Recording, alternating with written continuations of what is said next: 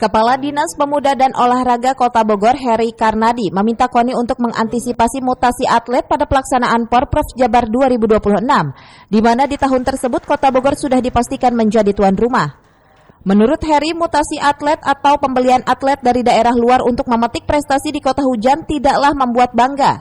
Pemkot Bogor melalui Dispora juga sangat menyayangkan bonus yang diberikan nantinya didapatkan atlet dari daerah luar Bogor, bukan murni putra-putri daerah. Cabang olahraga sendiri sudah saatnya harus jeli dan telaten untuk meregenerasi atlet serta merekrut atlet potensial. Saat ini masih banyak waktu menuju Porprov 2026. Prestasi bagus, tapi itu nggak mencerminkan gitu, nggak mencerminkan atlet Kota Bogor, ya kan? Sampai sekarang sih masih ada lah yang 1-2 mungkin pengcap ya Mas Ben ya, yang mungkin dari luar pas dari bilang belikah mau apa gitu. Tapi kalau memang itu dapat sebagian besar muka Kota Bogor, itu uang yang dikeluarkan itu nggak akan kemana-mana gitu, karena akan spendnya di Kota Bogor juga.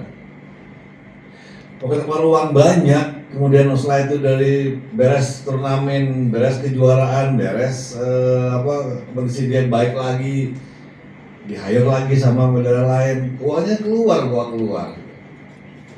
Jadi narasi kita, narasi kami ini di Dispora dan juga KONI saat ngomong ke wali kota, ngomong ke dewan, begitu narasinya. Kenapa bonusnya besar?